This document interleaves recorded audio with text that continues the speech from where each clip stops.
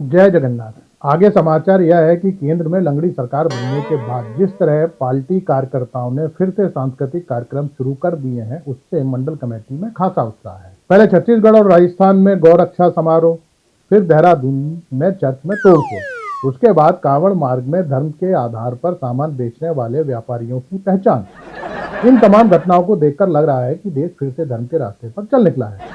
मंडल committee का मानना है कि अगर पार्टी बीच में कुछ समय के लिए गोडसे को छोड़कर गांधी के रास्ते पर चलने का दिखावा नहीं करती, तो लोकसभा चुनाव में 400 पार हो जाते।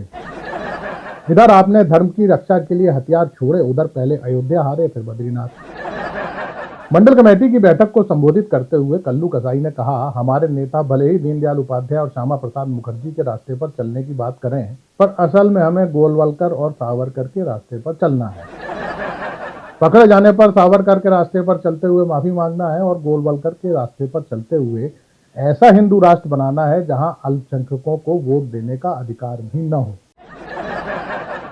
बैठक में आपके उस बयान पर भी चर्चा की गई जिसमें आपने बताया था कि पिछले 3-4 सालों में 8 करोड़ रोजगार पैदा हुए हैं।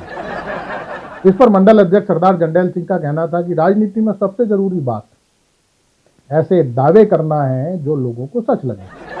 भले ही सरकारी आंकड़े बताते हो कि बेरोजगारी दर 13 साल में रिकॉर्ड स्तर 9% तक पहुंच चुकी है, पर नेता की आवाज में वो अपील होना चाहिए कि जनता सरकारी आंकड़ों को गलत माने और यह स्वीकार कर ले कि उसका नेता सच बोल रहा है। हमें नहीं भूलना चाहिए कि इसी तरीके के दावे अच्छे दिन और विकास को लेकर भी किए गए, जिसे जनता आज भी सच मानकर चल रही है।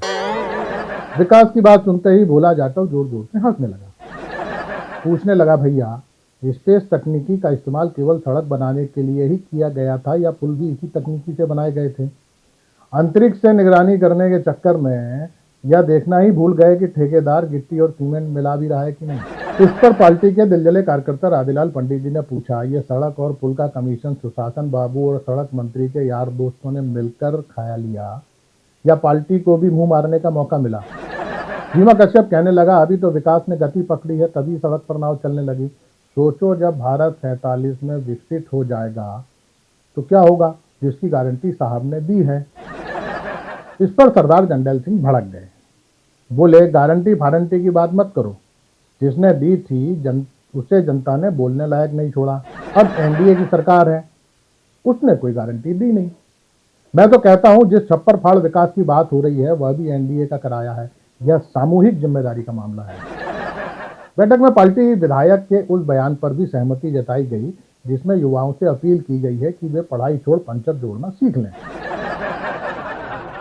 मंडल कमेटी का मानना है कि पार्टी को ऐसे दूरदर्शी नेताओं की जरूरत है। यह मामला हिंदू राष्ट्र से सीधा जुड़ा है। हिंदू युवाओं के पंचर जोड़ने का सीधा असर अब्दुल के रोजगार पर पड़ेगा।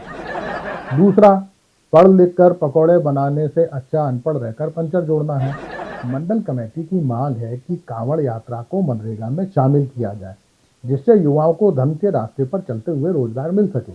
बैठक में इस बात पर भी सवाल हुआ कि पेड़ मां के नाम लगाना है, तो दिल्ली और हसदेव में जो जंगल काटे गए वो किस बाप का आदेश था? प्रभु। नया कानून लागू होने के बाद से अपने दरोगा जी काफी खुश हैं। पार्टी विरोधियों को तोड़ने का काम तो वो पहले से ही कर रहे थे। उस दिन कार्यालय आए, सरदार जी से कह रहे थे, आप हमारा ध्यान रखना, हम पार्टी का ध्यान रखेंगे। दरोगा जी ने जेएनयू वाले सिया यादव और पत्रकार लंगड़ को थाने बुलाकर समझा दिया है कि पार्टी का विरोध ज्यादा नहीं चलेगा। असल में जब से आपने काला धन लाने की बात की है, ये दोनों लच्छो सेठ और भन्नो सेठ को काला धन कहकर चढ़ाते हैं। दरोगा जी ने साफ कर दिया है, इस तरीके की हरकत बंद नहीं की तो दोनों को देशद्रोह में अंदर कर दूंगा। फिर 90 दिन तो मैं ही मेहमानवाजी करूंगा। सरकार भले ही लोकतंत्र हत्या दिवस मना रही हो, पर उसे लोकतांत्रिक समझने की गलती मत करना। उस दिन अनंत भैया की शादी में आपको देखकर बहुत अच्छा लगा। मंडल कमेटी ने भी सरदार जंडेल सिंह के ट्रक में भरकर शादी में जाने की तैयारी कर ली थी, पर निमंत्रण ही नहीं मिला। ऊपर से यह भी पता चला कि बिना बुलाए लोगों को पुलिस पकड़ रही है, तो आने का विचार त्याग दिया। आखिरी बात, बाबा से कहना चुनाव हार से निराश होकर बुलडोजर चलाना बंद ना करें, वरना अमेरिका में रहने वाले हिंदुओं को कमंडल लेकर रैली निकालनी पड़ेगी। शेष कुशल आपका भक्त शिवकराम। नमस्कार।